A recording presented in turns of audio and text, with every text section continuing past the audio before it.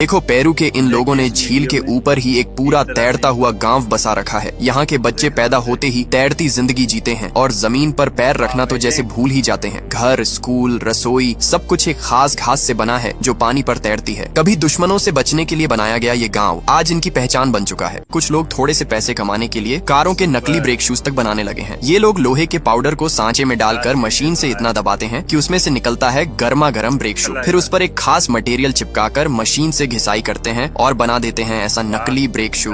देखो ये आदमी ऐसी रोटियां बनाता है कि खाने से पहले लोग उसकी कला को देख ही फिदा हो जाते हैं। आटे को अजीब स्टाइल में घुमाकर वो उसे एक प्लेट से प्रेस करता है, फिर उस पर बेहद खूबसूरत डिजाइन बनाता है। इसके बाद अच्छे से डेकोरेशन करने के बाद इन रोटियों को बड़ी सी भट्टी में चिपका देता है। कुछ ही मिनट में तैयार होती हैं ऐसी रोटियां जो स्वयं ड्रैगन बोट रेस से पहले लोग एक अनोखे अंदाज में प्रैक्टिस करते हैं। आप सोच रहे होंगे कि ये पानी के बहाव के साथ पैडल क्यों चला रहे हैं, जबकि नदी में तो भाव की उलटी दिशा में नाव चलानी होती है। असल में यहाँ कोई बहाव है ही नहीं। इस आर्टिफिशियल ट्रैक पर ये खिलाड़ी खुद पैडल मारकर अपनी ताकत से बहाव बना। देखो अब लोग केंचुए की खेती करके लाखों रुपए कमा रहे हैं। केंचुए जैविक कचरा जैसे गोबर या सब्जियों के छिलके खाकर उसे वर्मी कंपोस्ट में बदल देते हैं। ये खाद इतनी पोषक होती है कि किसानों को फसल उगाने में केमिकल्स की जरूरत नहीं पड़ती। इससे लागत कम होती है और फसल की गुणवत्ता बढ़ती है। ये पर्यावरण को बचाने और कमाई का शानदार जरिया बन चुका है। गरीबी के हालात कुछ ऐसे हैं कि यहाँ पानी के पाइप मशीनों से नहीं बल्कि मजदूरों के हाथों से बनाए जाते हैं। मशीन से निकलते ही ये पाइप बेहद गर्म होते हैं, लेकिन इन वर्कर्स को बिना किसी सेफ्टी उपकरण के नंगे हाथों से ही इन्हें संभालना पड़ता है। इसके बाद इन्हें तय लंबाई में काटा जाता है और रोल बनाकर पैक किया जाता है। बच्चों को ये मजेदार कला जरूर सिखाई जाती है। एक घूमती मशीन पर ये बच्चे तीली को घुमाते हैं और कुछ ही सेकंड में रुई जैसी चीज उस पर चिपकने लगती है। लेकिन तभी आता है एक मास्टर, वो उसी रुई से एक शानदार बड़ा सा फूल बना देता है। असल में ये रुई नहीं, खाई जाने वाली कॉटन कैंडी है।